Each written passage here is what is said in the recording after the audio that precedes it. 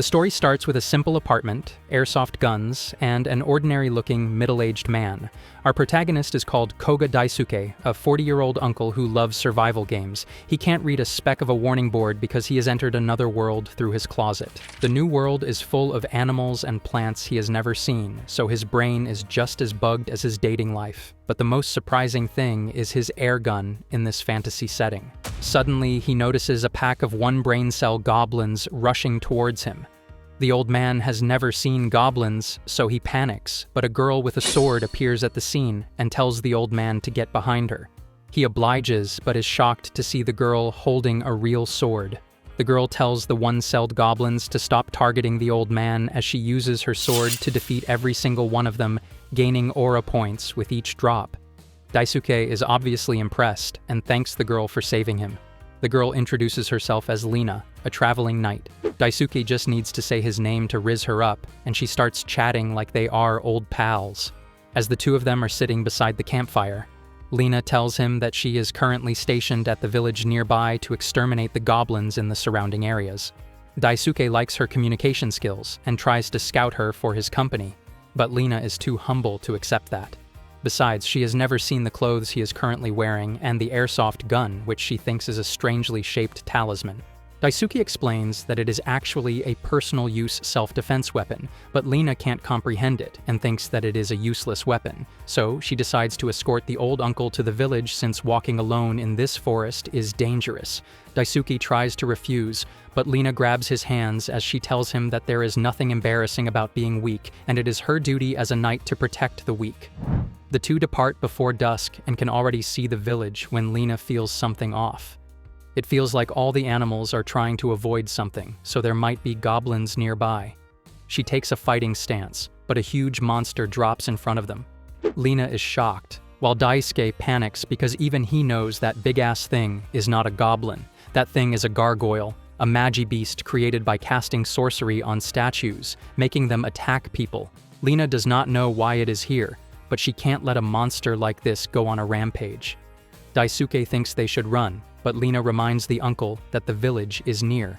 She tells him to go to the village as she rushes towards the monster with her sword to hit it with a turning-slash attack. However, the monster is tough-skinned, so her sword can't pierce it. The monster reaches for her, but she dodges and returns the attack with zero impact. Lena is still determined not to let the monster reach the village, as a gargoyle's sole purpose is to attack humans. However, the monster slaps her away like she is the ex-girlfriend, making her crash on the ground. Daisuke realizes that she can't hold out any longer and suddenly gets enlightenment that he was granted an ability for times like these. Lena stands up again solely by motivation, but her body is trembling like a leaf as the monster approaches her. However, it suddenly falls down because the uncle has finally decided to use his gun. This power is the one he has been most surprised by after entering this strange world. This is an ability to turn his airsoft gun into a real working firearm in this world. Lena is shocked to see the strange weapon, but Daisuke explains that it is a Glock 17, a fully automated handgun. It shoots 9mm parabellum rounds, but the most prominent characteristic of this weapon is its body, which is made of polymer plastics to reduce its weight. It is very easy to handle, so it allows the user to instantly counterattack the enemy's movement. As Daisuke keeps firing, the towering monster starts faltering. Lena is shocked to see that a single man is able to achieve this feat without using even a single sword, as if he is using a god's power to defeat the monster. When the enemy finally falls down, Daisuke rushes towards Lena to see if she is okay. She seems fine, other than the fact that she is embarrassed for underestimating the uncle, who turned out to be the god of war. Daisuke tries to clarify the misunderstanding and gives her his business card like the corporate slave he is, but Lena can't read it. Daisuke looks at the time and decides to return. Lena wants to ask him something, but Daisuke tells her that he will return after his work at the company is done. He tells her to hold on to the name card and leaves with no greeting whatsoever. Aside from spending half his salary on survival game items and traveling to another world right after work, Koga Daisuke is an average middle-aged salaryman. 2 days ago, amid a survival game, Daisuke suddenly remembered that his friend was going to get married. The friend was happy to be able to live for the sake of another and suggested that Daisuke could find someone right away because he is kind and dependable. However, Daisuke thinks that he is already at his expiration date as he is 40 years old. So he projects all his frustration on the survival game at hand. Just as Daisuke is thinking that he has always done things for himself, a smokescreen engulfs the area, and he is teleported to a barren land. What's more, a huge bird beast is on his head to shred him to pieces. Daisuke opens a mouth bigger than the beast as he dodges the attack. A voice tells him to fight to his heart's fill as he has been given the power to fight. As if on cue, his airsoft gun transforms into a real firearm, the M4 carbine to be precise. It is one of the most commonly used assault rifles in the world, a gun that's able to shoot 3-round burst mode. Daisuke still doubts the weapon will work against a creature of that size, but he decides to believe in the weapon's firepower. He starts shooting, but the beast runs away, and a robotic NPC appears in front of him. She claims to be called Krim, an observer of this world, which people of the Earth call another world. She says that she has made certain of his abilities using the Griffin. She has traveled through worlds in search of battle-hardened, strong people like him. Daisuke tries explaining that he was just playing a survival game, but Krim insists that his abilities are the real deal. It is not just about his fighting skills, but also the redeemable qualities of his inherent goodness and, above that, the heart that's never turned away a person in need. Daisuke smells something fishy because she is being quite specific. As expected, Krim comes to the agenda and tells him that this world is on the brink of being engulfed by malevolence, but she can't directly interfere with it as a mere observer, so she wants Daisuke to help anyone in need he meets in this world. She believes the world will be saved just by doing that. Daisuke does not mind helping people, but he worries that his job and resting would be kind of tricky. Krim assures him not to worry about that, as she has connected the entrance to this world to his closet. She further tells him that it is okay to save the other world whenever he has time. She asks him if he is willing, and Daisuke agrees since the work conditions are gold. Upon the approval, she grants him special abilities to help him on his journey. One of them is the power to turn his airsoft weapons into their real-life counterparts only in this other world, and the second one is his name card that can lead him to the person carrying the card no matter how much the distance is. Lena watches the name card glow, and in the next instant, an anywhere door opens up and Daisuke steps out of it. He greets her like the chill guy he is and asks what she wanted to ask previously. Lena takes him to a village that seems empty, but people start peeking out when they see Lena has returned. They get out of their hiding spots, joyous at her safe return. Daisuke is confused, so Lena explains that this village is being controlled by a tamer, a person who is capable of making monsters do as he bids them to. This all started half a year ago, when this very man put his dirty sight on this village's harvest and attacked it using the hordes of powerful monsters at his disposal. The villagers fought against him, but they could not hold their ground against the monsters. The girls were taken, and money and food reserves alike were constantly taken away. Lena happened to pass this village during one of her journeys and challenged Murdoch in order to save the village. However, the lecherous man used monsters to attack her, refusing to let go of his luxurious life. He claims that the stronger is the victor as he unleashes his lizard men onto Lena and plans to make her a plaything like every other woman of the village. The monsters were too many, so Lena ran away to save her life. She admits that she can't do anything against the tamer's strength, and the only thing she has been able to do until now is to dispose of his goblin underlings.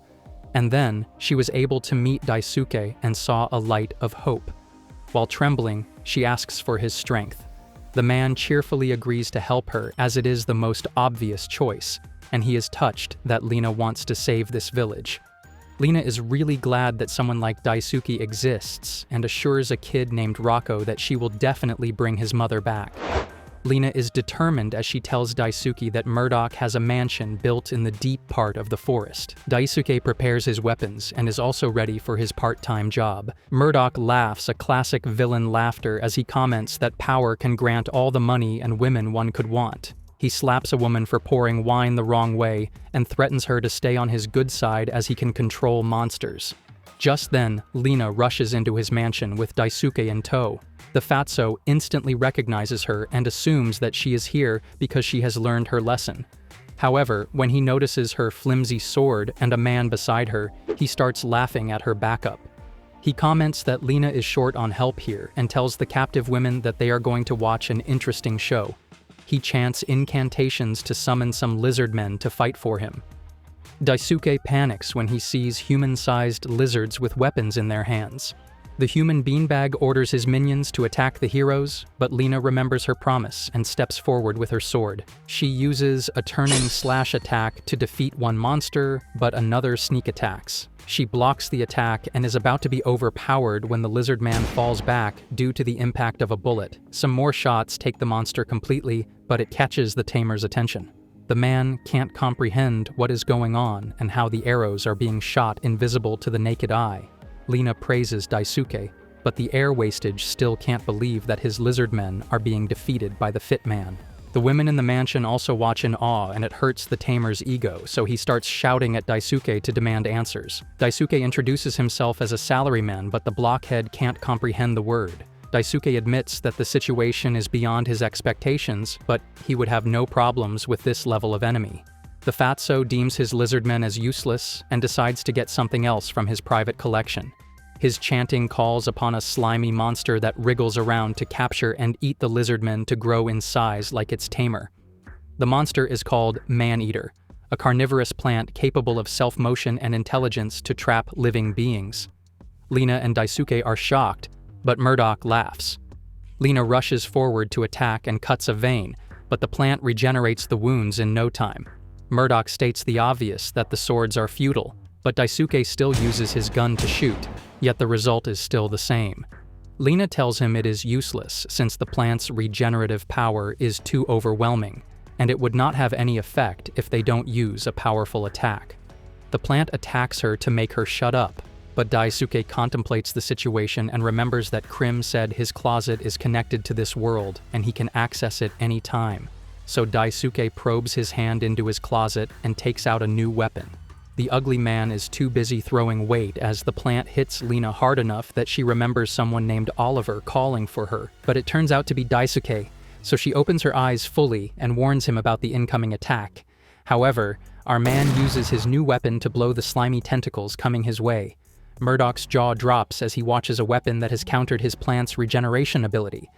Like the geek he is, Daisuke dutifully explains that he is holding a franchise Spas 12, a shotgun manufactured by the Luigi Franchi company in Italy. Spas stands for Special Purpose Automatic Shotgun. It can unload an unlimited number of 12-gauge shells. It has low penetration power, but at a closer distance, it can obliterate an average target. Nations even called these miniature cannons, as it is a weapon exclusively made for close-quarter combat. With this, the plant can't regenerate the wounds easily, so Daisuke asks Lena if the monster has any weak points. Lena seems to have paid attention in class, as she tells him that plant monsters have core organs called stem cells that can be destroyed to defeat the monster. She attacks the plant to make it open up and display its weak point. Daisuke hops on top of it to shoot at a close distance and defeats the plant monster. Murdoch cries for losing his prized collection, but Lena stands furiously in front of him. The man begs her to spare his life and even offers half of what he has taken from the village, but she does not listen to a word and knocks him out. The villagers celebrate the victorious return of Lena along with the captured women. The villagers decide to turn Murdoch to the officials while Rocco thanks Lena and asks her to stay in the village. However, Lena explains that she is traveling to look for someone, so she can't stay for long. As they depart, Daisuke brings up the topic, so Lena tells him that the person she is looking for is someone who raised her and trained her to be a swordsman. He is called the White Knight, named Oliver. She continues that one day, Oliver just left his sword and disappeared, even though he promised to stay to watch Lena become a proper knight. Daisuke watches her with sadness and decides to help her search for that person. His reason being that he has a hobby of not being able to leave someone in need. There's no way Lena can refuse his offer to help, so Daisuke promises that he will return after his work is done. Lena thanks him internally as he takes his leave through the anywhere door. On the other hand, Krim observes the situation and feels satisfied with her choice. At work, everyone notices that Daisuke has been in a great mood recently. Their best guess is that he finally met someone, not knowing that a man from another world and a traveling female knight's encounter would lead to the events that would change the fate of her world. At a busy port, Daisuke's entry through the anywhere door scares the shit out of people, but the man seems like he has conquered the world. Daisuke is surprised that he is near the sea, but Lena is here to guide him in this new town. She explains that they are currently in the port city of Sesson Norma. The city looks lively due to the flow of goods at the port, and the people who wait for their ship's departure also spend their nights in this city. Lena is here in search of any clues about Oliver because she thinks that there is someone bound to know about him, as there are many people here. In the middle of the town, there is an announcement about the challenge battle at the Colosseum with a reward of 100 gold pieces. When Daisuke asks, Lena explains that it is a participant recruitment advertisement for matches in the Colosseum. Daisuke gets excited to hear about a real Colosseum, not just the remains, so Lena further tells him that it was originally built to hold shows and contests alike, but ever since the new lord took over, the Colosseum was repurposed to hold matches. It became a betting ground, so the public order got worse over time. Lena has never heard anything good from that place, and warns Daisuke to stay clear of it as well.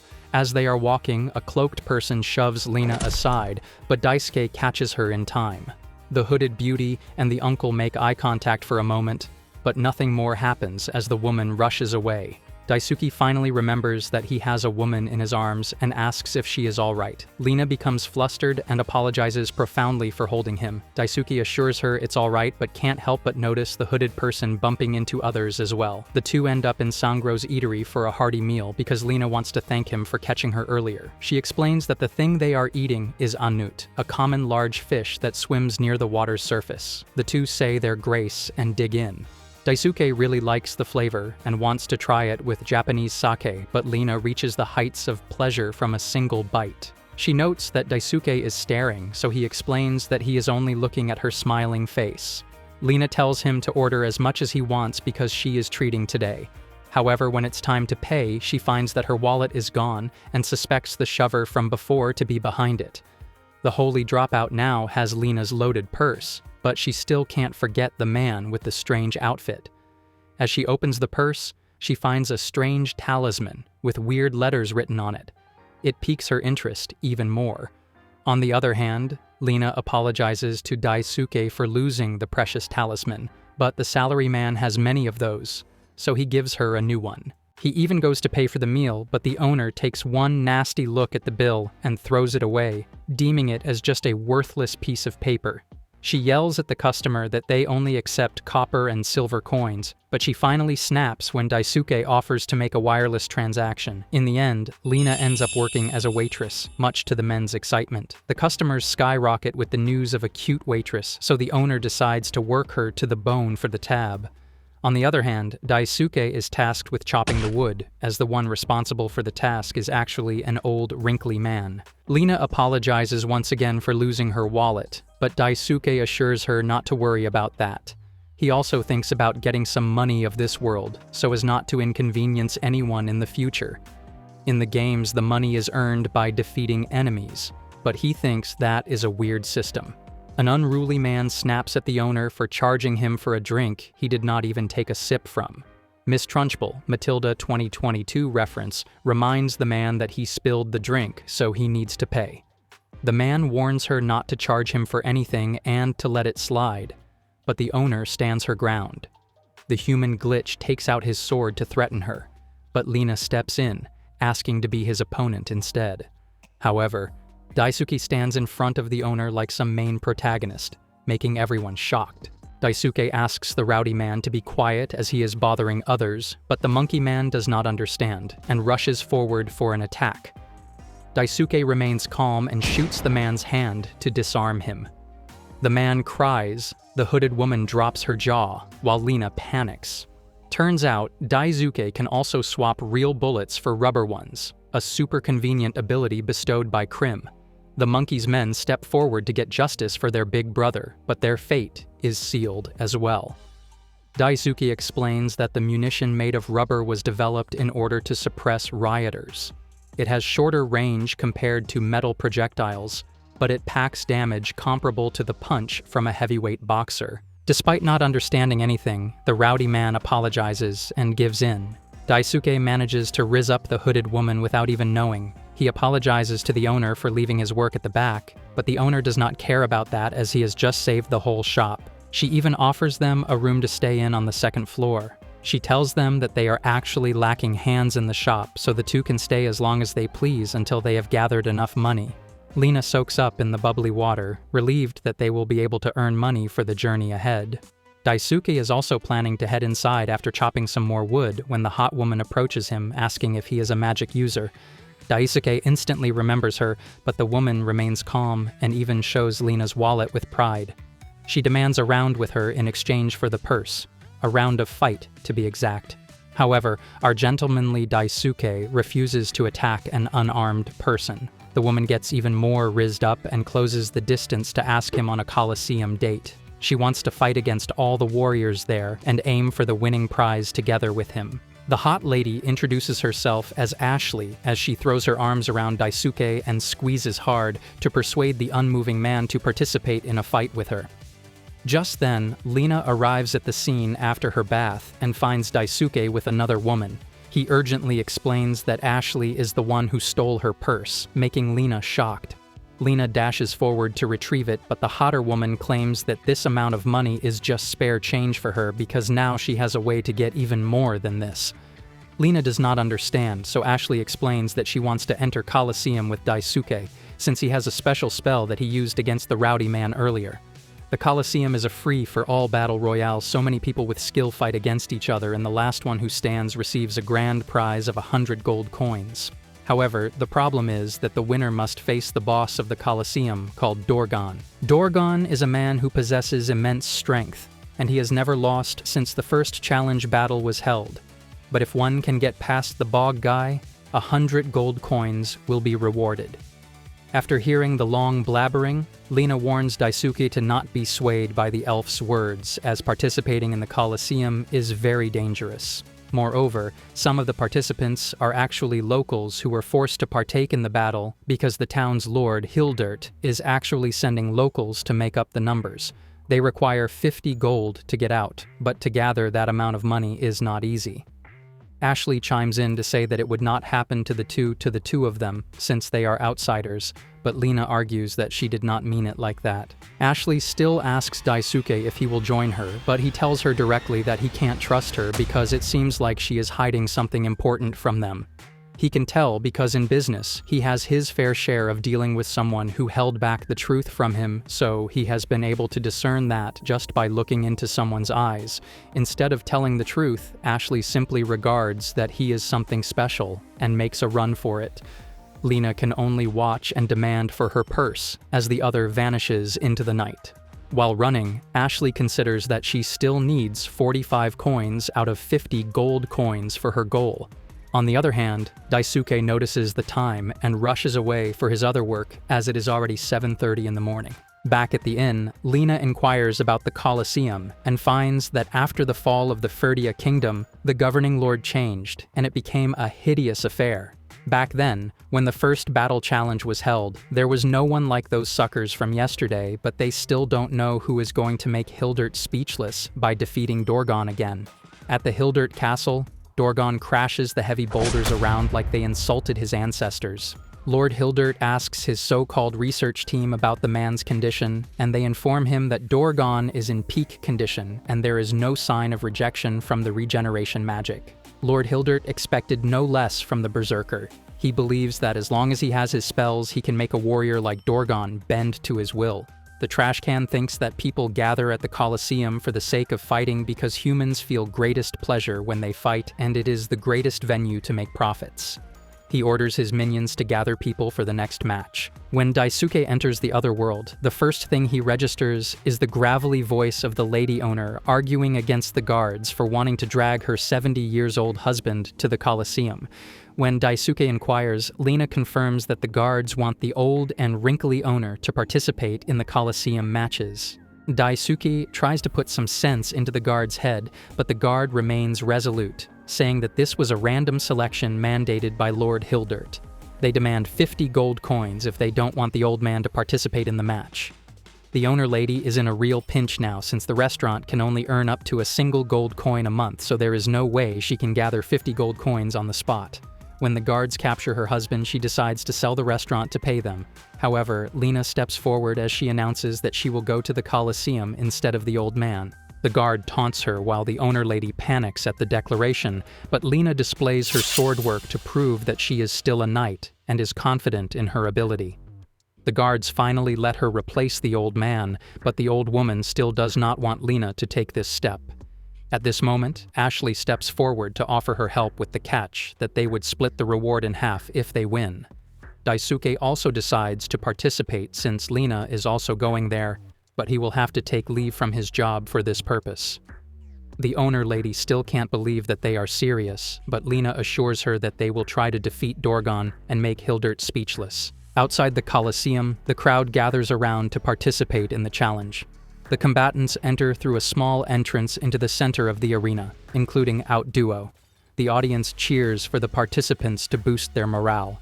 Ashley looks around and assesses that the other participants are nothing compared to Daisuke, and once again reminds them about her 50 gold coin reward. Lord Hildert announces the rules once again and starts the battle. The crowd starts beating anyone in front of them like rabid dogs. Lena and Daisuke take a classic partner stance as they watch for each other's back. At the Battle Royale venue, many participants talk big as they rush forward towards Lena, deeming her an easy target, but she lets them know their place with her blade. Some even come in groups to attack her, but she still manages to throw them back using her Sonic Zapper move. When the others see her throwing men around, they realize that she is a trained swordsman, so self-taught no-names like them are no match. So they decides to attack her from the flank, but her rear is protected by Daisuke, who hits them with his strange weapon.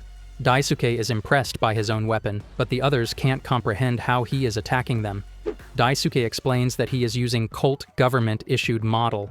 This gun, which utilizes 0.45 ACP rounds instead if the 9mm Parabellum ones may have short ranges, but its weight will deliver a heavy shock upon impact.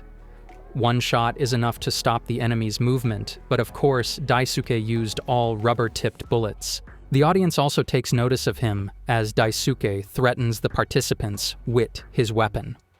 One of them, named Haribotius, vows to get back on his feet and fight again, but when he sees the terrific scene in front of him, he loses all his heat. On the other hand, the villagers who have never even touched a sword before gather around in one place. The hooligans deems them an easy target and rush towards them to attack, but they get thrown back by Ashley, who claims that if they dare lay hands on the helpless villagers, then she will be their opponent. A man thanks her for saving his life, but she unexpectedly knows his name because she has been looking for a man who wears a scarf just like him. The audience cheers at the top of their lungs. The owner lady has also arrived because she is worried about them. Besides her, a man announces for everyone to take their bets, as this is the last chance to lace a bet. For the time being, the highest odds are on the guy with weird clothes and the night girl beside him. Some participants realize that the night girl is strong, but the real danger is the weird-looking guy by her side. However, some still think that Daisuke is fighting alone so they can attack him with numbers. So, they attack him in a group, but Daisuke dodges their attacks and builds some distance between them. He praises them for thinking through, but he has a gun in his hand and the access to his closet. After beating a group of participants, Ashley informs the villagers that the last man standing would be the winner, but losing does not mean they have to die. They can end the battle by just laying down and yielding. However, the villagers cry as they say that they will be sent to another battle even if they lose, so they can't possibly get out of this place. Ashley tells them to stop complaining and cling to their dear lives for now. She hears cries coming from behind and turns around to find Daisuke assaulting the grouped participants with a strange-looking hammer. Mildly offended, Daisuke explains that he is holding an Ingram M10, an American-made submachine gun. A submachine gun is a gun that is able to shoot pistol munitions consecutively, and this M10 is easier to swing around and is quite effective in a close combat situation like this. Basically, it is a machine pistol that is capable of shooting multiple targets at once. Ashley is totally captivated now and believes that it is possible to win this match for him. Lord Hildert is also amused, so he orders for Dorgon to be let out. His minions worry about the timing, but the noble-shaped garbage bag thinks that to let Dorgon fight with only 1 or 2 men left standing would be a killjoy. Amidst the fighting, some notice the iron door opens, but do not get a chance to do anything. A Dorgon rushes out and starts taking out men like a cannonball. The participants run and stumble, and Dorgon is found standing in front of Daisuke at last. The 3 people we know by name are shocked to see the huge giant, but the audience cheer for Dorgon, as if he is their elder brother. As Dorgon starts attacking people, Daisuke shoots at him, but is shocked to find that it does not work on the big guy. Dorgon throws a punch towards him in retaliation, but Daisuke dodges the attack. When Lena comes by his side, he admits that the giant is more dangerous than he thought. The other participants also admit defeat before even trying, but Hildert announces that the only way to grasp their freedom is through fighting. He challenges if all of them combined would be able to defeat the strongest of all warriors. Dorgon howls so loudly that everyone falters in their steps. Even the die-hard owner lady is shocked to see the giant, but Lena braces herself with her sword. The other participants take her example and rush forward to overwhelm the giant through number, but all in vain. One man curses for being asked to fight the monster, but Ashley tells him to bite down his fingers patiently and wait while she rushes out there to fight. Lena is surprised that Ashley is planning to fight Dorgon alone, but she admits that she counted on someone joining her side. Lena blushes a little, but both charge at the big guy together. Lena lands an attack, but finds something off and warns Ashley to move aside. Daisuke also joins the fight with his weapons and stands in front of Ashley to riz her up even more. When Lena arrives, Daisuke explains that he has changed his munitions to live rounds, so it should be effective. However, it turns out that Dorgon can regenerate tissue with no problem. The minions tell Hildert that the regeneration magic is a success and plan to report this to their country immediately. Hildert does not care about that because his real passion lies in letting Dorgon out in the matches. He orders the giant to overwhelm everyone with his strength and bring them to their knees. Herabotius appears once again to challenge Dorgon to a duel, but gets kicked quite easily. The audience cheers for Dorgon and believe that he is going to win once again, but they notice the weird clothes guy rushing forward and attacking the giant. The other participants also cheer for him despite their previous tussles. The shots seem to be working 1 second, but in the next one, Dorgon stands up once again. Daisuke is shocked that the guy is still standing even after being hit with the shotgun, but he is not alone. Others are as shocked as he is. Dorgon regenerates once again. The audience cheers, while Hildert gets excited over the fight. To add more spice, he orders Dorgon to fight against the weird-looking man. The big guy obliges and starts targeting Daisuke deliberately. He and Ashley notice that he is the lone target now, so Daisuke comes up with a plan.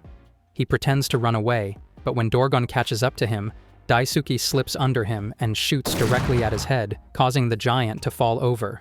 Everyone cheers for Daisuke, but he dutifully explains that he aimed directly at the helmet, delivering the shock directly to the brain, so the guy is unconscious now. No matter how strong the body becomes, the brain can't be trained the same way, so Dorgon won't be able to move for a while after this.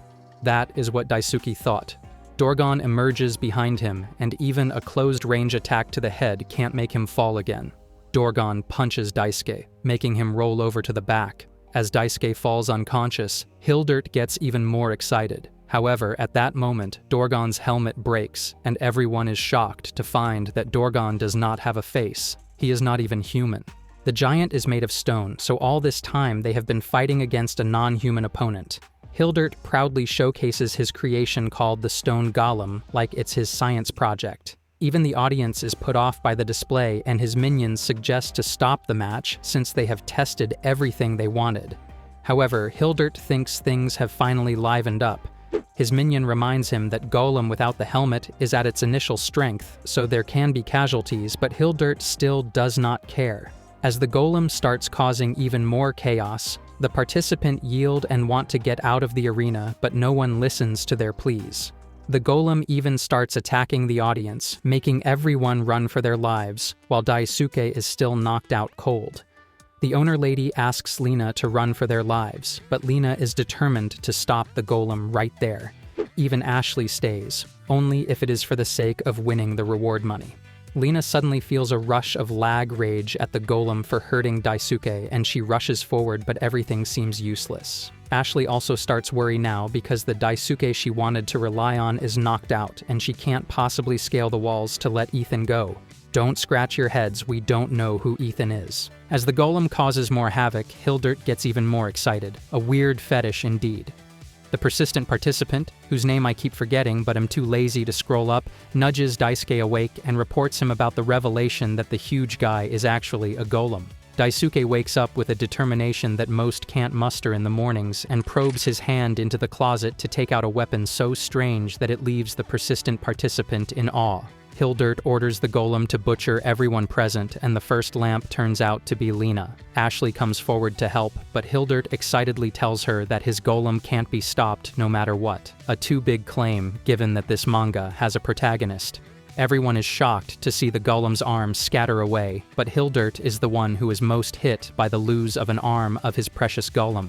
Of course, Daisuke is the one who achieved this feat, so the girls cheer up to see that he is still alive. Daisuke says that he missed because this is his first time using this gun, but he will not miss the next shot. As Lena cheers for Daisuke, Hildert finds out that the man is still alive and even damage his precious golem, so he orders the said golem to crush Daisuke. The golem rushes towards Daisuke, but he starts shooting and severs the golem's arm completely. The impact of the fallen arm causes others to close their eyes, but it causes Hildert the most pain of them all.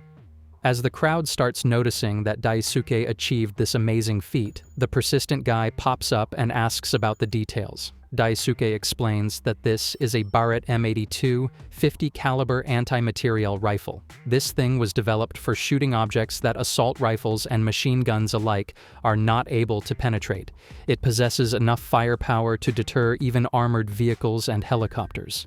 Hildert comes out of his trance and orders the armless golem once again, but Lena alerts Daisuke about it. He shots the foot this time, causing the golem to fall down, and Hildert have a meltdown. Everyone cheers. Ashley is rizzed up, but Lena is the only one who cares enough to ask about Daisuke. The man is groaning like an uncle now, so the persistent guy also notices and is weirdly hyped up that Daisuke is fighting in such a condition. Ashley believes that Daisuke is the winner after all this, but Lena notices a group of participants and tells them to fight if they are planning to defeat Daisuke. However, the men have no wish to fight someone who can take down a golem on his own. Hildert is still not over his precious golem and starts chanting incantations in an attempt to recreate the golem. However, even his own minions are against it because the golem was the creation of their country's greatest sorcerer Grem, who used the most sophisticated sorcery manufacturing methods. If Hildert tries to create one here, it will only yield a golem that is dangerous and unstable. However, the pigeon-brained does not care just because the golem got destroyed by a man. So, he makes a new, unrefined golem, even uglier than him. The participants call out that this is unfair as they have already won, but Hildert does not care about the tournament anymore. His only goal is to crush a single man. Lena steps forward to take care of it and even drags Ashley into the fight. The persistent guy named Hariboteus also decides to fight, but one look at the golem makes him doubt his life choice, so he turns around piggybags Daisuke to take him away from the danger as well. He explains that he is only running away because the only thing that worked against the golem was Daisuke's attack, but since he can't fight in this condition, it will be tough.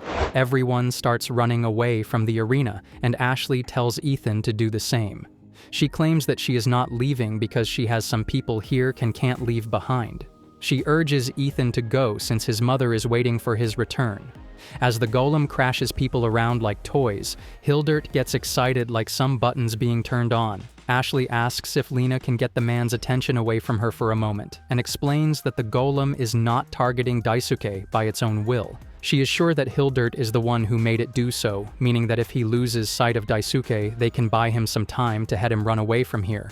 Lena understands and decides to go with this plan, but she stops to tell Ashley that she is an unexpectedly nice person. Ashley blushes and tells her to shut up.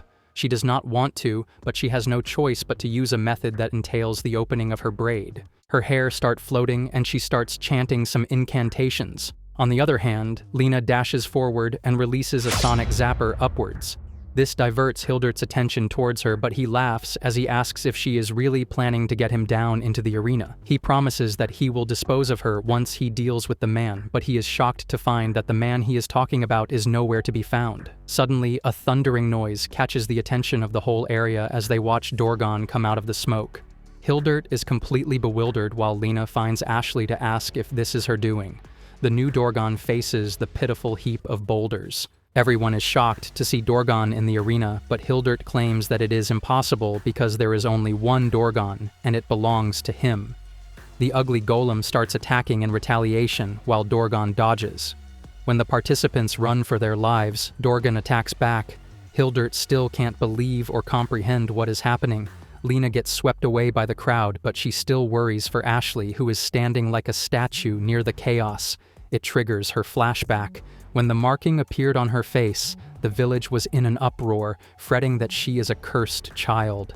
The so-called wise elder told everyone to calm down and decided to banish the cursed ones from their lands since they believed that the cursed ones will eventually bring bad luck into their lives. She was even rejected by her own family, so she left. She understood that she was a cursed one. They rarely appear due to the affliction of an ancient curse on else. She simply pulled the short end of the raffle. She did not trust someone's smiles because she understood that at the slightest hint of inconvenience, they will cut her off and throw her away. She got saved by an elderly woman who treated her fever.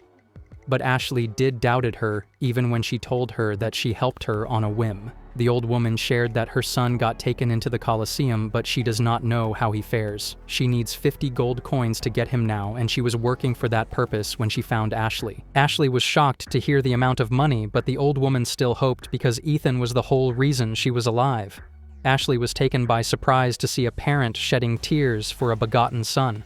She remembered her own mother and decided to help bring Ethan back by getting 50 gold coins no matter what. However, Ashley wanted the old woman to hug him without saying anything once he returns because there is someone in this world one should never let go, no matter what. When Dorgon vanishes, Ashley comes back to her senses. Hildert realizes that Dorgon was just an image, and he has been fighting something that did not exist in the first place.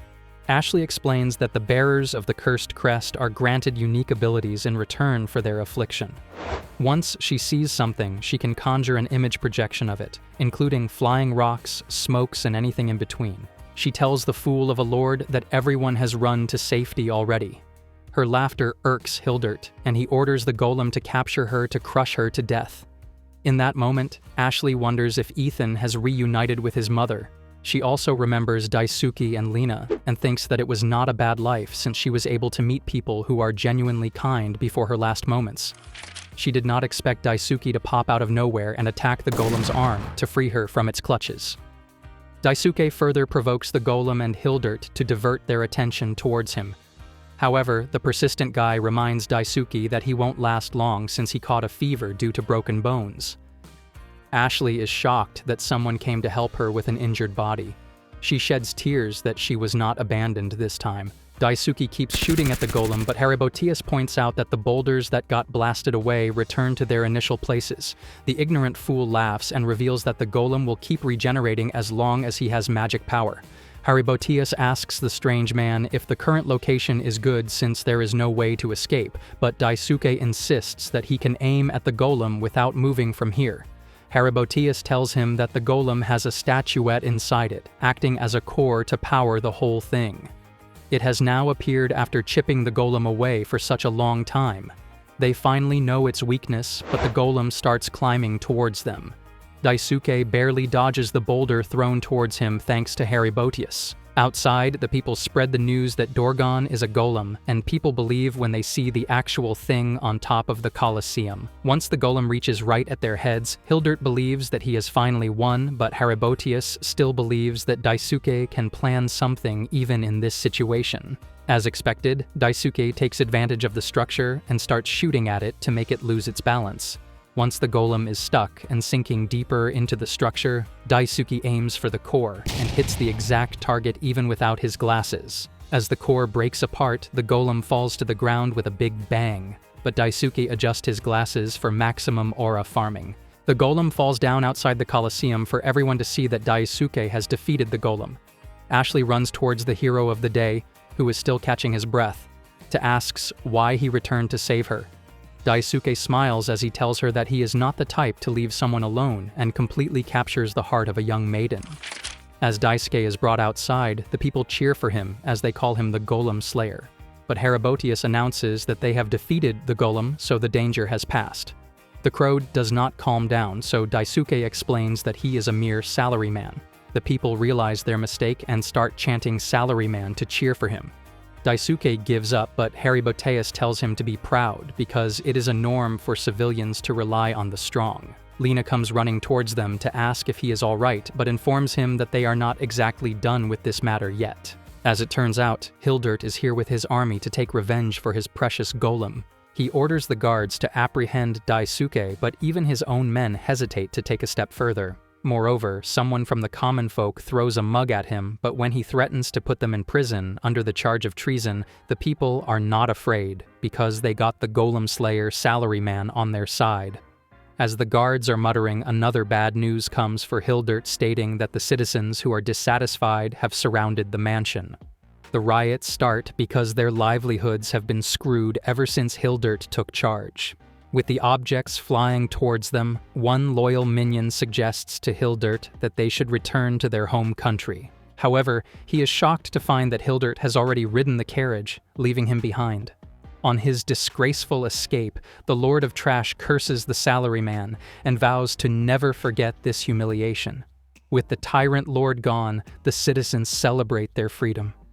Ethan reunites with his mother and tells her there was an elf who helped him inside the Colosseum. The old woman cries as she finds that Ashley kept her promise. She remembers what Ashley said and hugs her son without a single word. Ashley watches the scene from a distance and smiles sweetly. Daisuke receives 100 gold coins, but he is not sure he would be able to spend all of it. Thankfully, Ashley is here to take half of it as part of the deal. Lena tells Daisuke to hold the remaining 50 coins because she is not confident enough to keep such a large amount after the previous incident. Daisuke understands and keeps it into his closet. Ashley offers him to double the money in a casino, but Lena frantically refuses to do so. Haribotius approaches Daisuke and claims that he has taken a keen interest in him, so he acknowledges the strange man as a paragon of his. Daisuke laughs awkwardly and gives the persistent man one of his business card. Haribotius is confused, but Daisuke gets busy when a paramedic comes to remind him about his pain. Our hero, who can stand the pain but not the treatment, decides to escape to his world.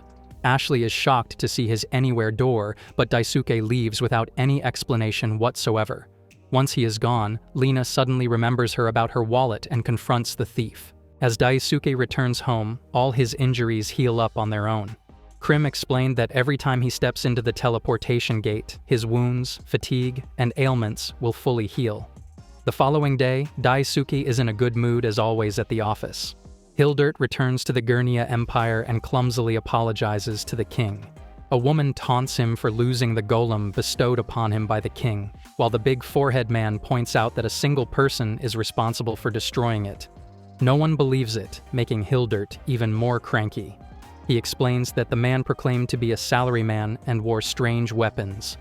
The outdated emo man admits that he has never heard of a salaryman occupation.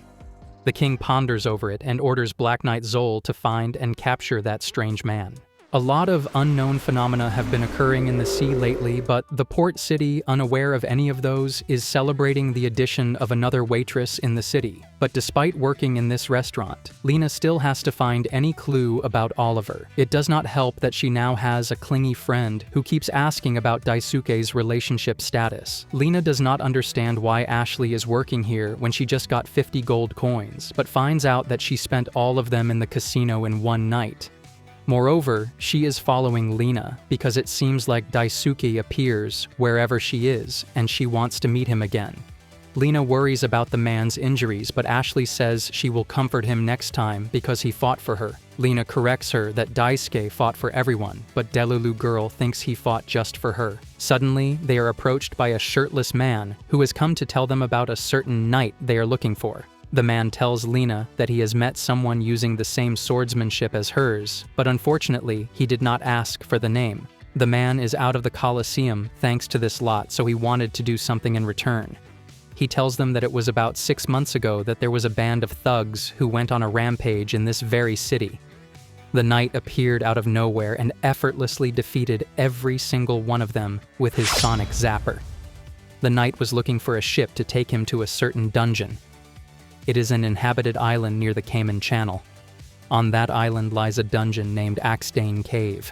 Ashley says that she knows that place and it is full of dangerous monsters. The man confirms and tells them that he only remembers the details because no one willingly goes there even though untouched mountains of treasures and powerful items are sleeping there. There is someone else who is planning to go to Axane Cave in addition to our named characters. Lena concludes her greetings to the owner lady, but the woman says that it is going to be lonely without the two of them. This is when Lena finds out that Ashley is going to follow her because Daisuke will appear there as well. Moreover, she has taken an interest in Lena as well. Lena pretends to be hard to get, but invites Ashley to her journey. The two reach the ships that will take them to their next destination. Lena enjoys the cool breeze until the old man approaches her to confirm her destination. He looks at the map and tells her that it would be a round trip of 6 days. But before any further info, Daisuke steps out of his anywhere door and scares the crap out of them. Our protagonist is surprised to find himself on a ship, but the two ladies latch on him. Lena immediately asks about his injuries, but Daisuke tells her not to worry about this. The seasoned citizen is having existential crisis because Daisuke is not on the passengers list. Daisuke assures him that he will pay for the fare, but the old man says that they have only prepared meals for everyone on the list, so he will have to eat preserved foods. However, our unwanted passengers already got his food from a konbini. The other NPCs are shocked to see the strange food, but Daisuke tells them to not eat his dinner. He is surprised to be on the deck, so Lena explains that she finally got some clue about Oliver. The rest of the days go by without a hitch, and it's already nighttime. Ashley invites Daisuke to her bed, but the man is made of strong rock and decides to go back for the nights since they have 3 more days to reach the destination. He also shares some souvenirs he got from a colleague, impressing everyone. Suddenly, a man comes running to the captain to tell him about an emergency. They go to the deck to find a strange black thing peeking. They doubt it's a lizard man since lizards can't breathe underwater. The captain realizes that it is a monster that can even live outside water. The thing starts attacking people, but Lena steps forward and attacks it by using her Sky Slash. She stands guard, but the tentacles start appearing all around the deck. The captain orders everyone to get weapons, saying that a true man of the sea shall prevail against monsters. Daisuke also steps forward to help, but the captain says this is his job and all passengers must stay inside the cabins. However, the captain's men start toppling over as the ship starts shaking, and the true man of the sea finally realizes that the thing they are dealing with is a Kraken. The Kraken peeks at the ship and starts thrashing its tentacles on the deck. The captain only warns the men not to take it lightly and realizes that the main cause of the reports of many ships being sunk was this monster. The men start repelling the tentacles. Lena also attacks but realizes that she can't cut the tentacles as if she were hitting it with the dull side of the blade. Daisuke shoots with his guns, but it also seems quite ineffective. The ship shakes once again, making everyone fall and crash over, but the captain tells them not to fall into the sea as the Kraken will eat them. Inside a cabin, a passenger girl falls off her bed. Thinking that the captain does not know how to steer, she decides to give him a piece of her mind. Lena and Daisuke work together, but the efforts are going down the drain. Even with the shotgun, which boosts firepower in close combat, it is useless because the distance is too great. The shorty thinks the deck is rowdier than she expected and opens the door to find a Kraken wreaking havoc. She does not like the squirmy thing, so the captain warns her to stay inside. Some tentacles approach her, but she remains calmer than the adults and simply chants some incantations to attack them with a fireball. The seamen are impressed because the impact has been effective. The girl flexes that she is a genius mage, so of course, she is amazing. The seamen realize that the Kraken's weakness is fire, so they start preparing torches. The morale is restored because they have a magic user on board. They ask the girl to use fireball again, but she slumps down as she tells them that the attack from before used all her magic power, so she will have to rest and recover it. The seamen are left speechless, but the others bring out torches to dispel the Kraken. The smells reminds Daisuke of the grilled squid, but he had better not say it in front of the Kraken. The torches reach the tentacles, but the seamen are unable to hit the main body. Ashley tells everyone to distance themselves since the monster is clever than expected. Despite the warning, a seaman gets captured by a tentacle, but Daisuke saves the man. The captain gets informed that the ship has started tilting heavily and seawater is filling in. At this rate, the ship will capsize and everyone will be Kraken's dinner. The captain curses his own crew for giving up so easily without lifting a finger himself. Daisuke inserts his hands into his closet and takes out something that startles the so-called captain.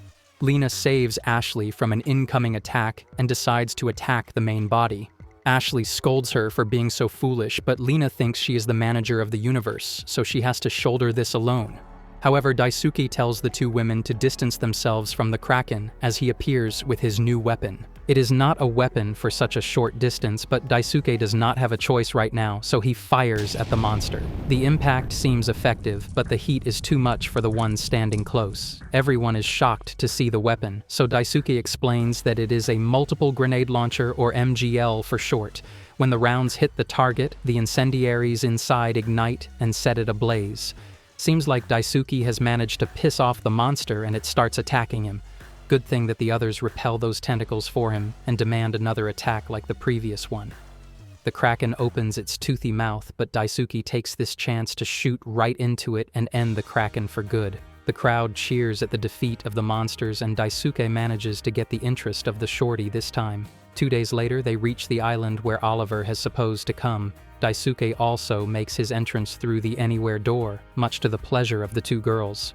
The ship crew leaves them water provisions and other stuff and promises to come back in 3 days.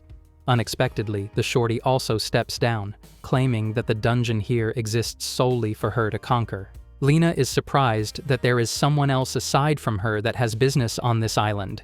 She remembers that the shorty is a mage, but the girl says she is not just any mage, she is a prodigy, a genius mage, Michelle. Delulu much.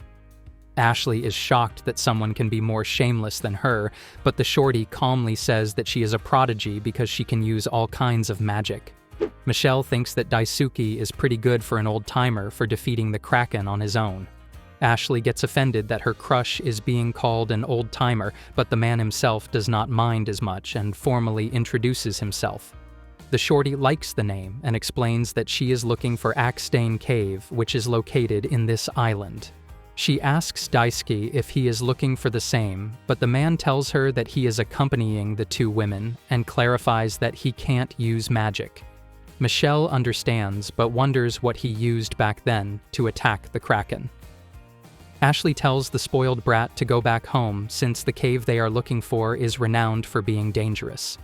However, the Delulu girl latches herself to Daisuke as she says that she is going to be fine since she is a prodigy. Lena somehow sees that Daisuke and Michelle hitting off and invites the shorty to come along since they are going the same way. Ashley, however, is irked by the brat's attitude. Daisuke and his little harem reach the Axane Cave with no problems. Lena wonders why Oliver came to a place like this as they step inside. Daisuke uses flashlight to brighten the area and impresses the shorty. When he tells her that it is not a magical tool, but an electrical one, the shorty becomes even more intrigued. Daisuke admits that he thought it would be more like a cave like its name, but the inside turned out to be man-made. Michelle explains that the structure was made by an ancient magical civilization. It might even use to serve a rather important purpose, considering that all the mechanisms are still active. Ashley also becomes excited because an untouched place made by an ancient civilization could have lots of precious items lying around. Lena finds some strange letters carved into the wall, but they can't read it. Unexpectedly, the self-claimed genius reads it as that whoever answers to the trials shall obtain the power they seek. Of course, she feels smug after reading it. Ashley thinks it is a pompous statement, but Daisuke tells them that he is actually interested in trials, and if this were a fast-paced manga, they would be put into a lot of trouble right away. Anyhow, they decide to stay vigilant, and even Ms. Prodigy warns them to beware of pushing or stepping into something. As they move forward, the four hear a rumbling sound. They ask each other to see if they did not imagine it, and it turns out Ashley stepped on something and activated some kind of mechanism. The atmosphere becomes menacing, so they hold on to each other, not knowing what's coming to them. Ashley frantically apologizes for stepping on the wrong step, but the rumbling suddenly stops, as if her apology worked. Just when they are relieved, the ground beneath them opens up and the four fall down into a slide. However, at this point, they are separated in the group of two and fall to different chambers. Daisuke crash lands and hits his head. After making sure that the spoiled brat is fine, he worries about Lena and Ashley, who have been separated. Michelle points the obvious that they have been separated into two groups, and Daisuke finds that it is impossible for them to go back through the slide. Michelle suggests going forward as they can regroup with those two later. Daisuke agrees because he is sure that Lena and Ashley will do the same. As they move forward, Daisuke is reminded of the innermost part of Shinjuku Station with how big the underground place is. They find more inscribed text, and Daisuke immediately gets excited as it resembles a dragon. Even Michelle has never seen inscriptions like this, but she reads them anyway. She reads that the giant dragon of the apocalypse will rise from the depths of the earth, the hero and his companions will rise and fight against it. However, the magnanimous power of the dragon would eventually overwhelm them and bring them to ruin. That is when the weapons of the gods will descend and strike the dragon. Michelle is surprised at the text where it says, "Weapons of the gods," but Daisuke calls him over. Both are startled when the bones start moving on their own to form skeletons. On the other side, Ashley and Lena find themselves in the same situation.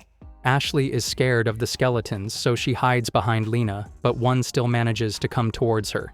She shrieks as she begs it to stop, but Lena uses her sword to slash the pile of bones. Ashley keeps shrieking in the background to give it a horror movie sound effect, but Lena steps forward to fight the bones who have scared her friend. Lena steps forward to fight the skeletons with her sword as Ashley keeps hiding behind her. She charges with full power and not only blocks the attacks but also breaks the bones coming at her. Ashley panics at the scattered bone rain, but Lena points her sword towards the remaining skeletons. The empty brains decide to attack in a group, but their fate remains the same. Ashley is impressed and grateful that Lena is strong and not afraid of the bones. Lena explains that the opponent does not matter because if they dared to point their weapons at her and her comrades, then she inly have to swing hers in return.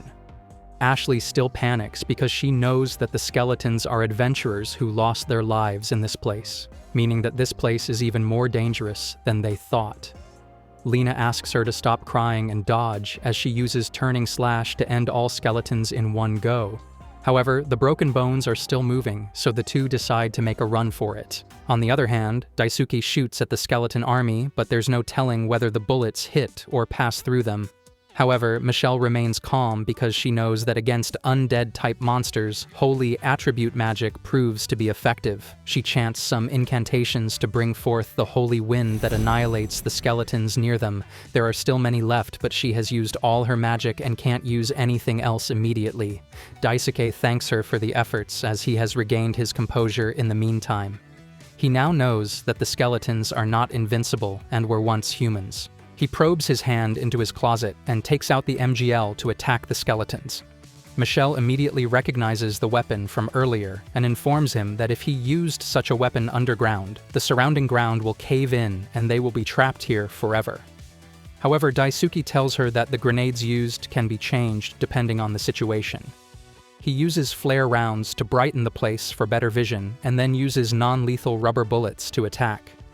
The rubber bullets have weaker penetration power, but they would hit no matter how small the target is. One skeleton manages to come near Michelle, but Daisuke takes care of his and farms his aura points in front of her.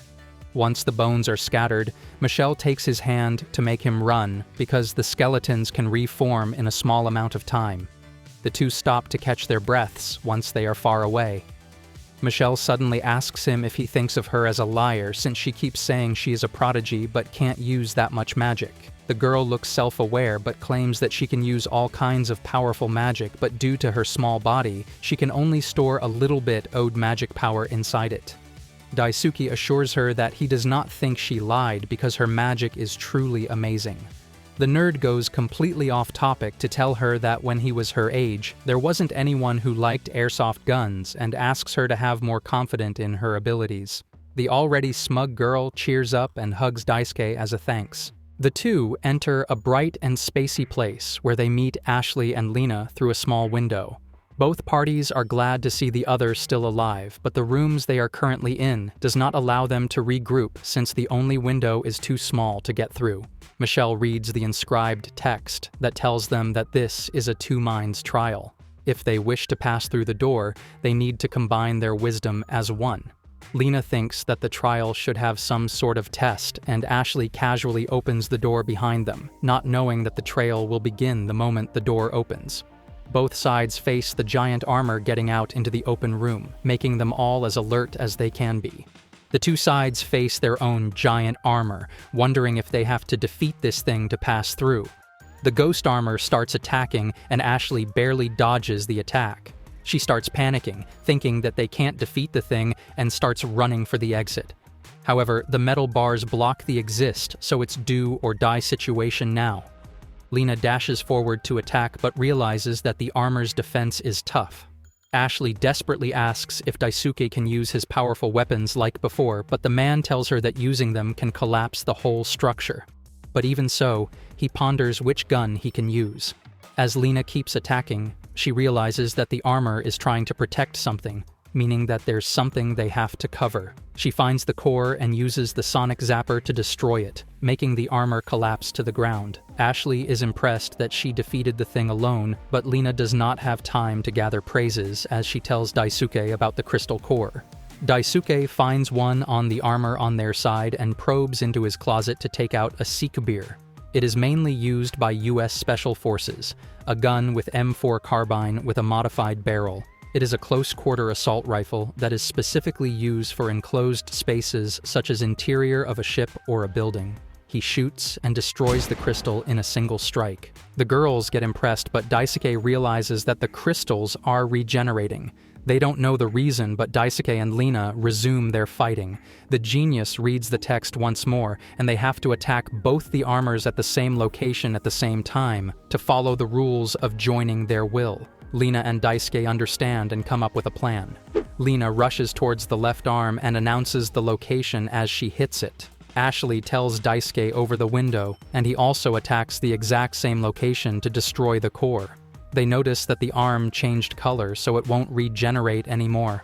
Following this plan, the two keep going after each core to ultimately disable the ghost armor.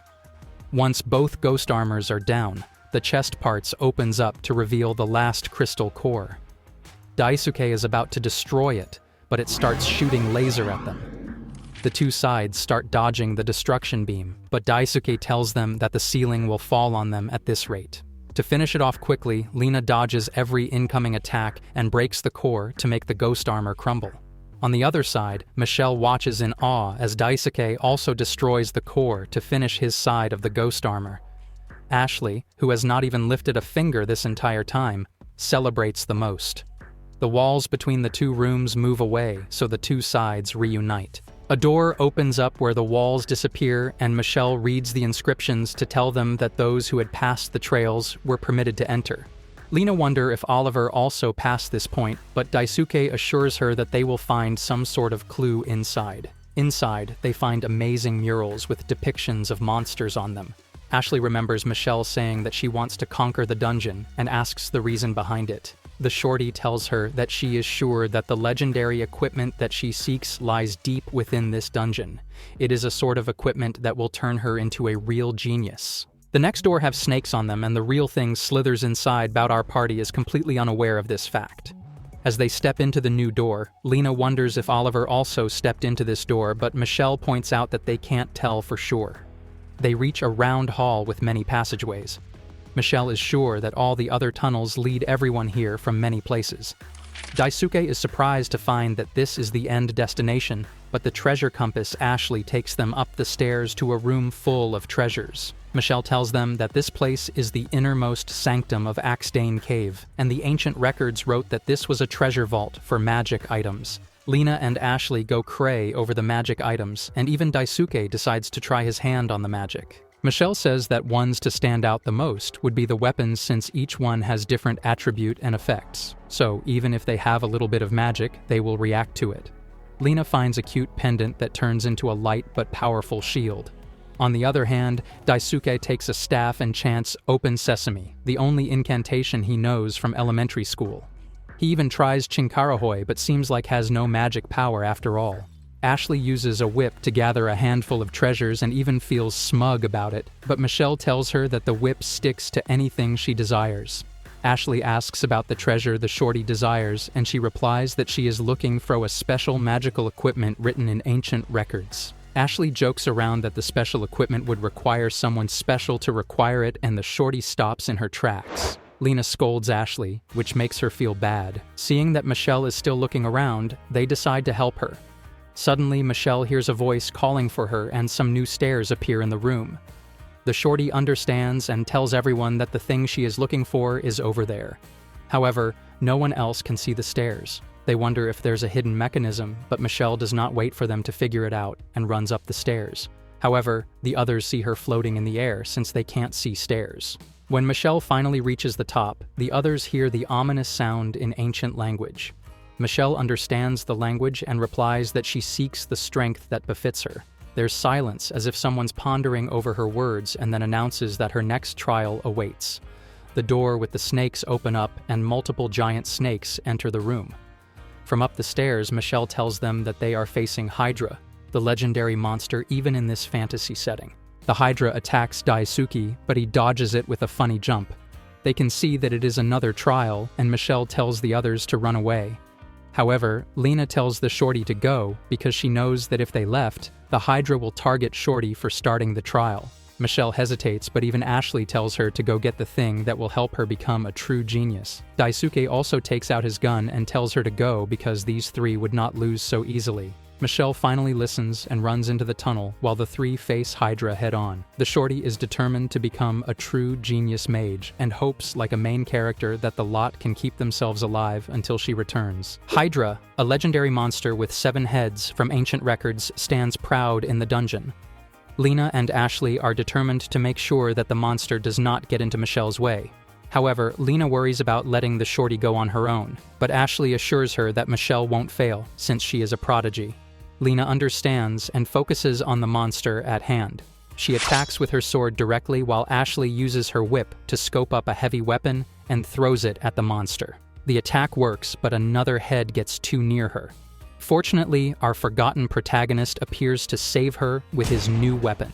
Ashley seems curious, so the geek explains that he is holding the Winchester M73. It is a lever-action rifle developed during the West Coast pioneering era. This weapon provides quick reload, but Daisuke still uses another gun to attack the 7-headed monster as he wants to make sure that it does not get in Michelle's way. After running for an eternity, Michelle finds the exit to the tunnel and arrives in a room full of equipment made with the highest level of technology from the ancient past.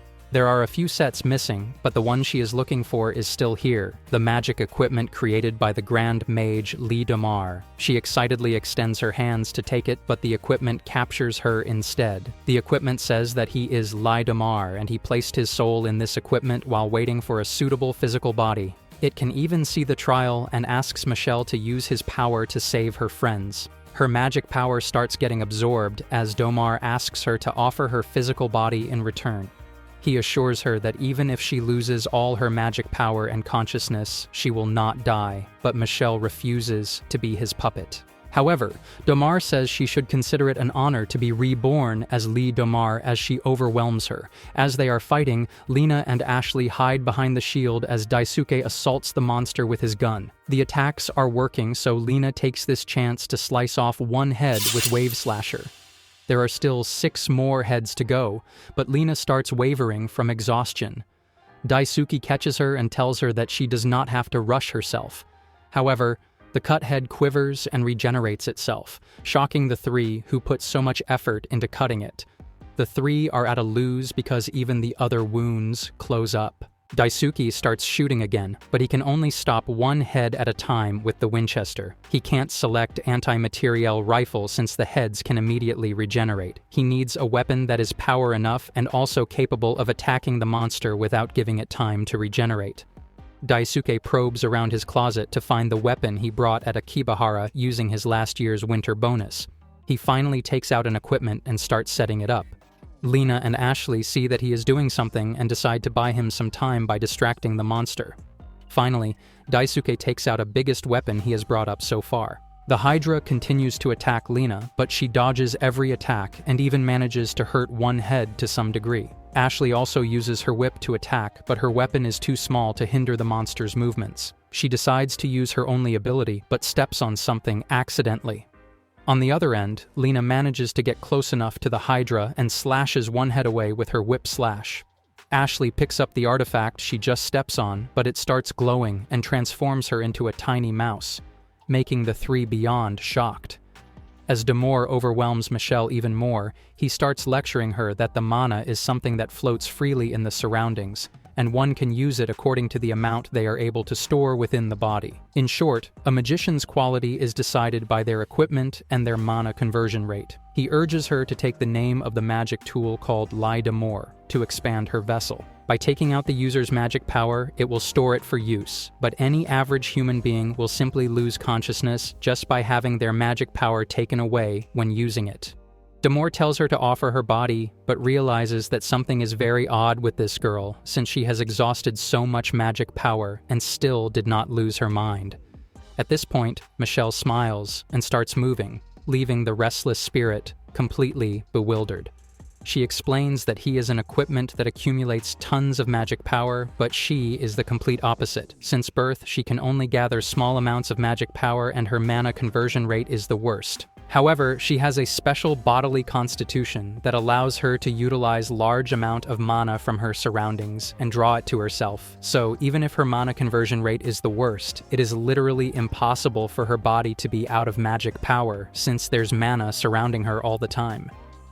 Domore is driven to a corner now, but as a last retaliation, he attacks her from behind. Michelle simply uses a light wall to block the attacks, a spell she has not been able to use until now. She quickly takes off her clothes and claims the equipment as hers. Domore can't believe he lost to a little girl, but she explains that it only happened she is a genius who surpassed even him. As Daisuke is setting his equipment, Lena and the Mousei Ashley run for their lives as Hydra is chasing after them. Daisuke worries for them, but Lena assures him that they are fine so he can continue his work. Lena dodges the attacks with everything she has got, but the fireball attack saves her. Everyone, including Hydra, stop in their tracks to watch firework-worthy fireballs blast on Hydra. After that, the Genius Mage chants incantation to attack with a thunderbolt attack to end Hydra at last. Michelle steps forward and announces herself as the Genius Mage, but only this time, everyone perks up at her arrival. Lena confirms that Michelle found what she was looking for, but the shorty thanks them as she got it because of them. The Hydra stands once again, but Michelle tells them to leave everything to her from this point on. She feels a sense of responsibility as it was her trial to begin with. Now that she has become a true Genius Mage, she will display her new power against Hydra. Thanks to the magic equipment, Michelle can now gather magic power.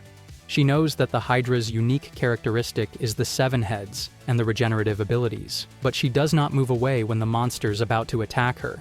Ashley warns her, and the Genius Mage gets startled by the speaking mouse. Ashley explains that she became like this due to a cursed item, but Michelle tosses her aside, saying that she will try to lift the curse later as she is occupied right now. The shorty even warns the others to stay away from her as she is planning to release her magic until the monster can't regenerate. Her first attack is ice arrows that even save Daisuke from an incoming attack.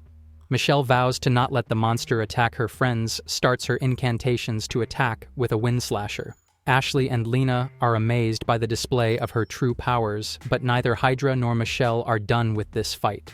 The genius mage admits that the monster have an incredible regeneration power, but her new equipment shows the amount of magic power she has remaining, so if she does not finish it fast, she will run out of magic. Taking this into account, Michelle uses an acel speed spell and runs past the heads to attack at point-blank range. She chants incantations once again to summon Hellflare to burn the seven-headed monster. Lena is impressed by the attacking power but worries for Michelle, who is standing in the middle of it all. The shorty curses because even after receiving that much damage, the Hydra is still standing as if it hardened itself right after receiving damage. Lena notices ahead of time as the Hydra starts evolving into seven-headed dragon with thick scales.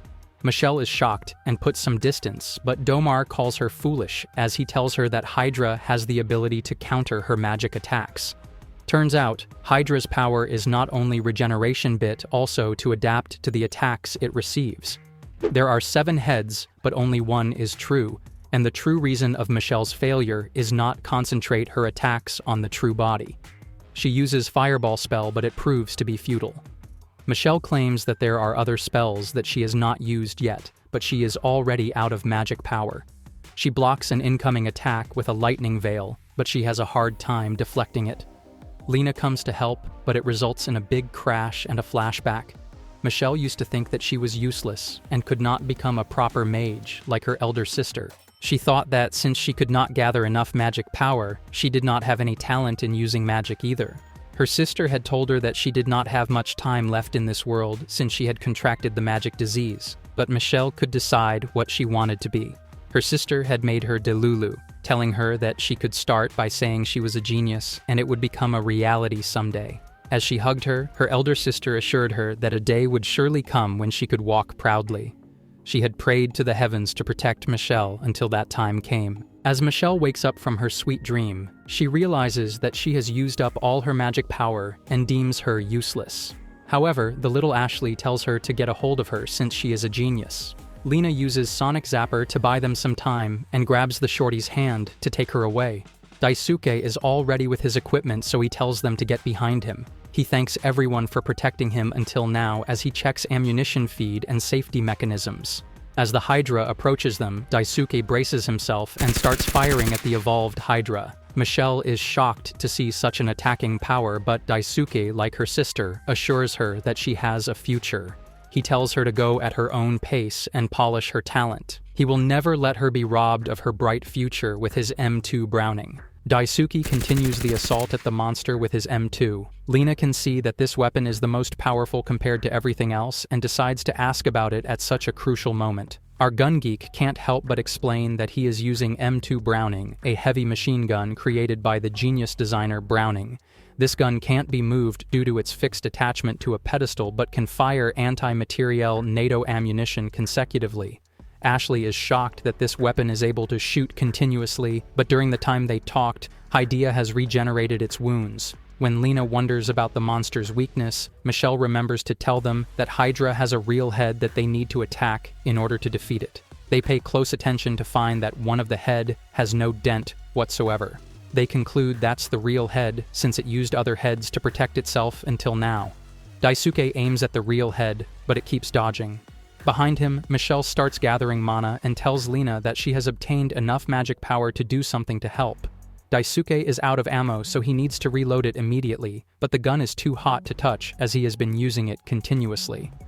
Just as he thinks he needs to let it cool down for a bit, Lena offers her gloves. Daisuke starts reloading, but one of Hydra's heads starts inhaling deeply and attacks using spitting fire from its mouth. The impact causes a loud blast, but luckily, Michelle has protected everyone with a shining wall magic. Lena appreciates her, but the shorty says that she won't be able to take the next attack since she used all her magic power. Daisuke, being a nice uncle, praises her to cheer her up. Lena reminds them that they still need to attack the main head, so Daisuke aims at it after reloading the gun. He shoots at the main head, but it uses other heads as cover.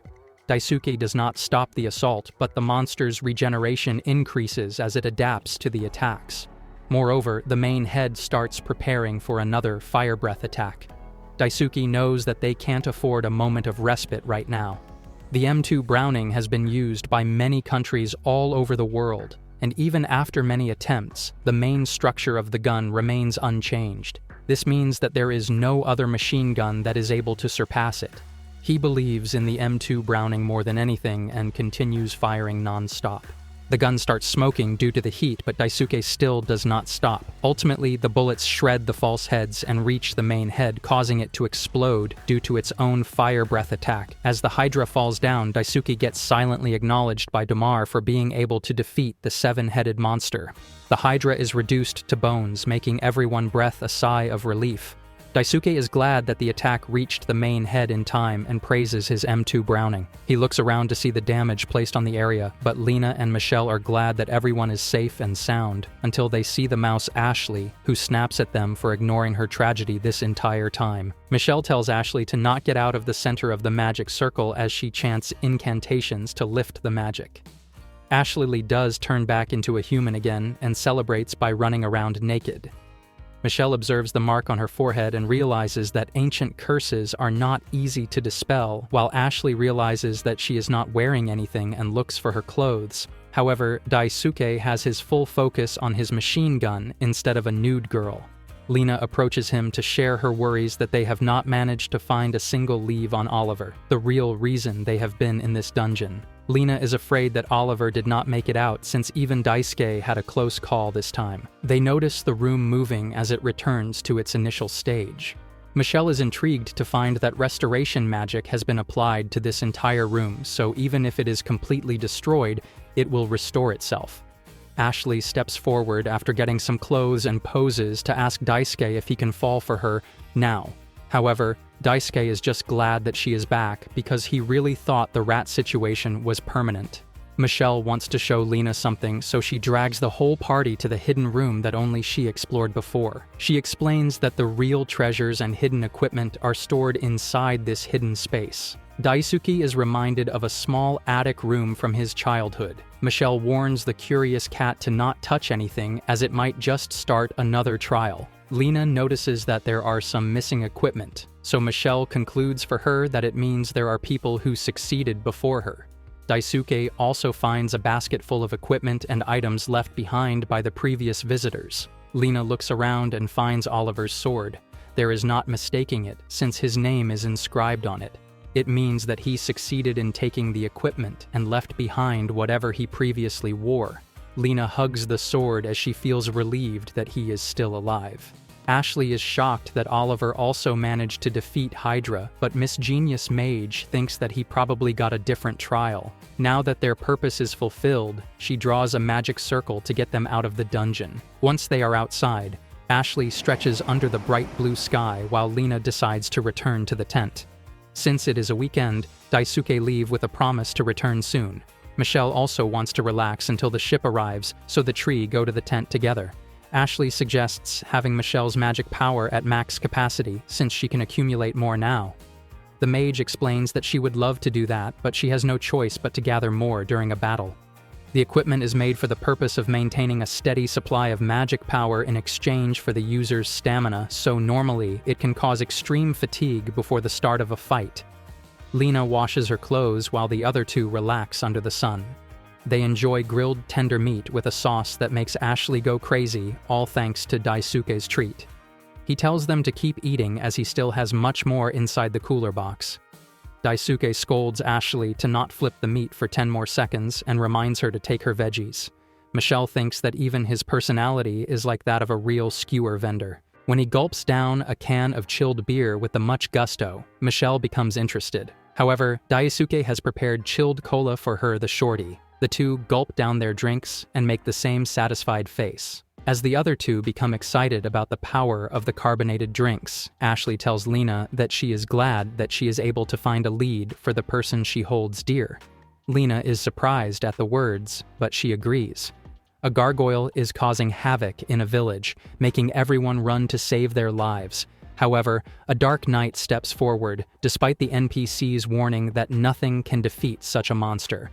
However, the Dark Knight proves him wrong by slashing the monster with a single strike. He then steps forward to obliterate the next one and achieves it without any problems. The villagers thank the guy for saving them, but the Dark Knight does not care about any of that and just wants the location of the man who calls himself the Salary Man. Little Lena runs around the festival excitedly. Whole Oliver reminds her that they won't miss the festival even if they don't hurry. Lena is super excited to see the music band play in the festival. When she watches a mother and a child pair, she hugs Oliver. He asks if she is lonely, but she tells him that even if she does not know about her parents, she is fine since she has Oliver by her side. Oliver is glad to hear that and hugs her back. As the night progresses, a man comes running to ruin the atmosphere by delivering the news that a group of goblins appeared near the village. More than anything, the NPC worries about the precious festival day, so Oliver borrows a torch to handle the situation. The same man worries that he won't be able to do anything, but Oliver does not want to put villagers in danger. He tells Lena to stay hidden as he leaves to settle the situation. The goblins seems to be chilling under the starry sky. However, when Oliver approaches them, they become aggressive and start attacking. Oliver is so OP that he beats up all the goblins with just a torch while Lena watches him from her hidden spot. He ends the fight with a turning slash and tells the goblins to go back to the forest since there is no point in fighting each other. The goblins don't want to be turned into a pulp, so they run away with tails between their legs. Lena rushes towards him, so Oliver assures her that the goblins won't go neat the village for a while. This is the first time Lena asks Oliver to teach her the sword, as she also wants to become kind and strong swordsman like Oliver. Lena grows up under the mentorship of Oliver, who gives her pointers as they engage in a friendly match. When she finally manages to predict his movements, he praises her, and it means the world to her.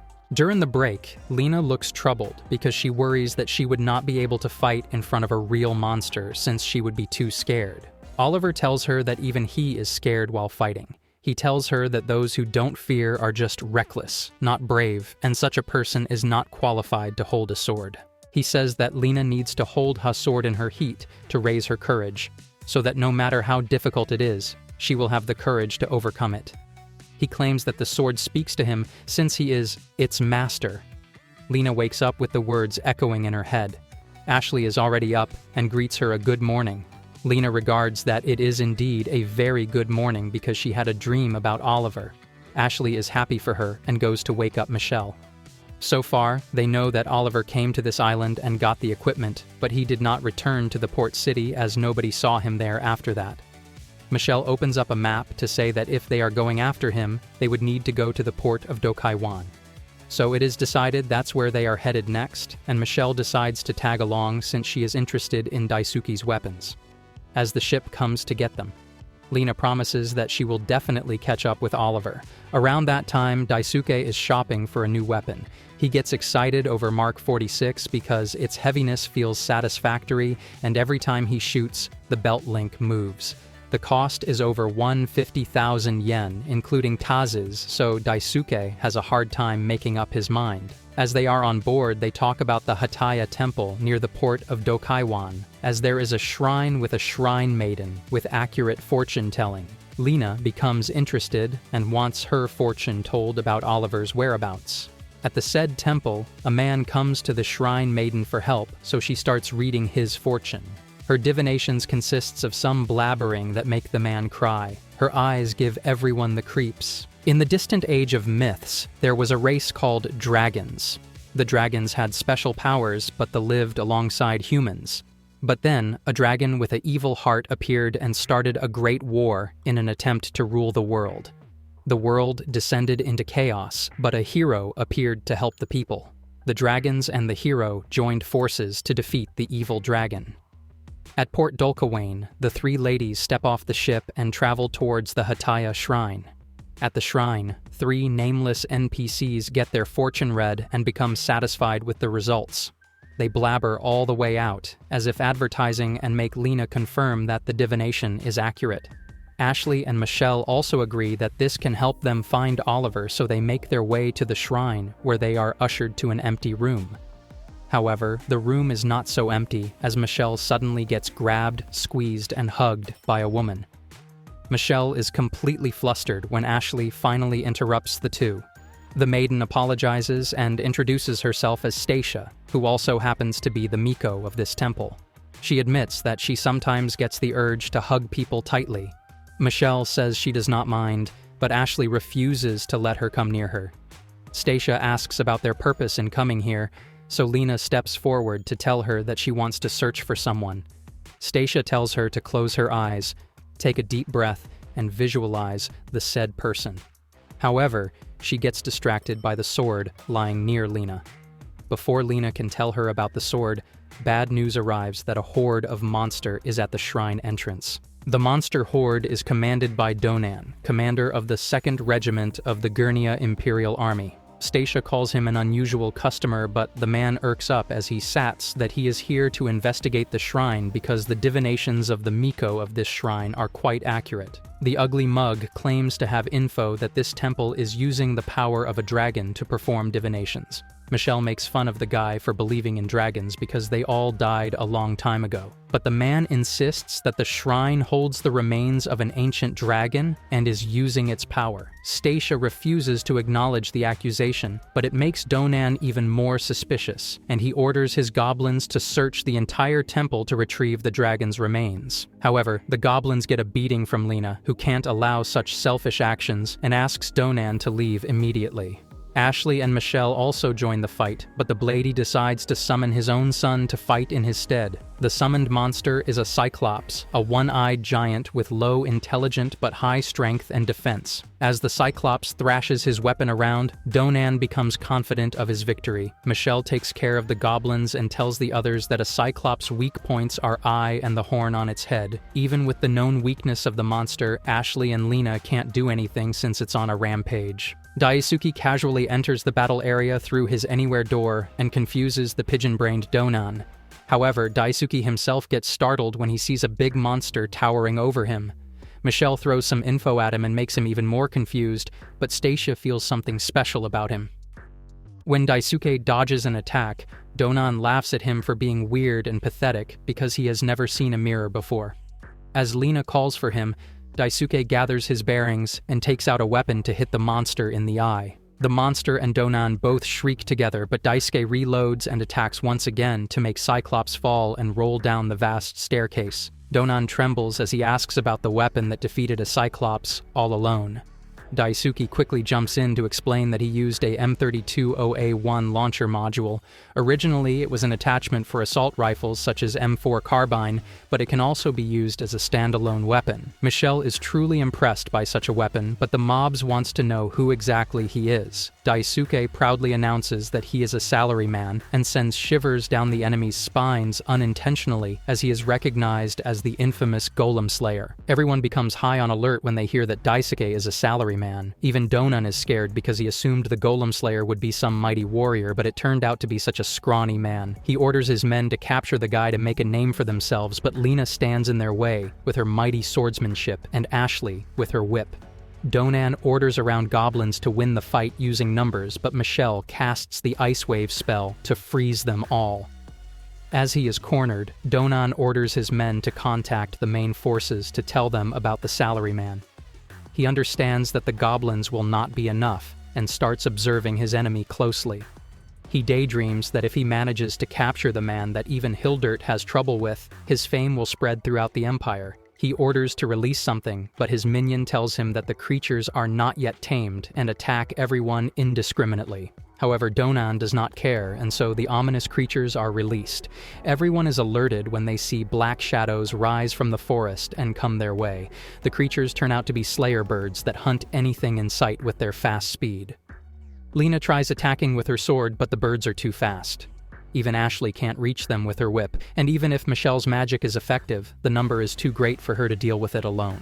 The birds see no friend or foe as they also target the Empire's guards. A man runs towards Daisuke for help, so the salaryman uses a gun to defeat the bird in a single shot.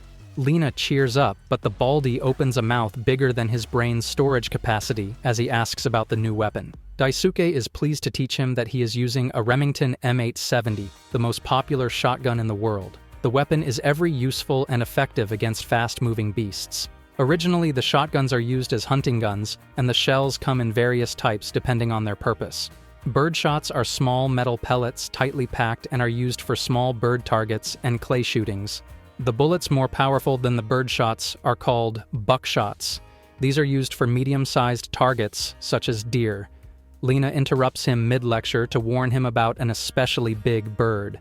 Daisuke takes care of it and resumes the lecture from the slug. Unlike buckshot, it has a single solid bullet and has the strongest destructive power that can penetrate even concrete blocks. The slug shot is used against large beasts such as bears. Even the enemy guards are impressed by his single-shot hunts.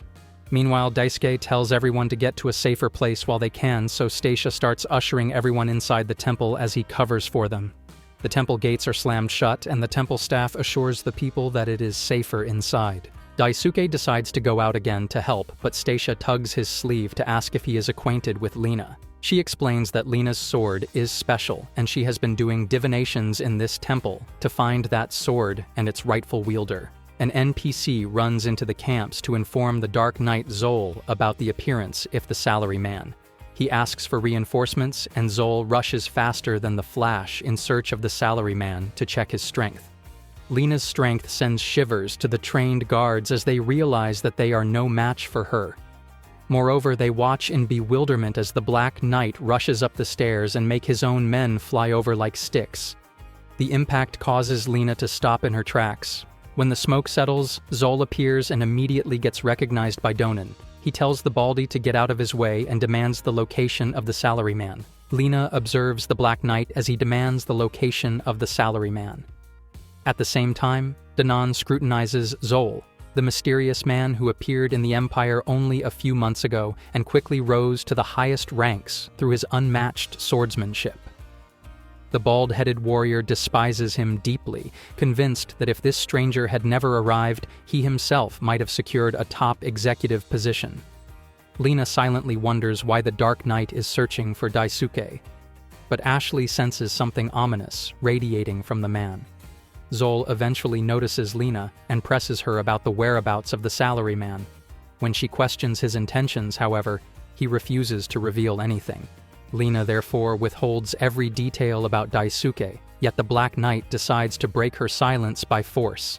Lena braces herself, but her opponent proves to be overwhelmingly formidable. She narrowly blocks each strike, yet Ashley can already see that Lena is reaching her limit. Her movements are desperate, focused only on holding back the relentless onslaught, leaving her no room to counterattack. As she finds herself backed into a corner, Lena resolves to create an opening with her own skills. But the Dark Knight maneuvers flawlessly, turning her own attack against her and throwing her into it with brutal precision. Michelle, seeing the danger escalate, chants incantations for light arrows while warning Domar that she is now going all out. Her magic, however, proves futile, as Zol casually deflects the glowing projectiles with his sword. The force of the clash forces nearby soldiers to retreat in panic, scrambling to save their lives. Zol proclaims with arrogance that all magic attacks are useless against him before dashing toward the mage, seizing her by the collar. He pauses briefly, recognizing Domar, and mocks him cruelly for being under the control of a mere child. After tossing another cutting insult, he hurls both Michelle and Domar away without hesitation. Domar, shaken but composed, warns Michelle not to provoke Zol any further. He explains that Zol hails from the time of the ancient civilization, a being of unmatched power. Even Domar himself admits that no one can surpass Zol in battle, for he is rightly known as the warrior king. Ashley feels her stamina slipping, yet Lena refuses to stop and continues her assault. She executes the turning slash in a last push, but Zol ridicules her as an unworthy warrior and flings her aside with ease. It is then that Lena realizes just how fast the man moves despite the weight of his massive armor. Zol's sharp eyes catch sight of her sword, and he questions if she is a descendant of Erden. He declares that the blade itself is weeping because her skill is far too low to wield it with pride. Meanwhile, Daisuke anxiously worries about the chaos outside.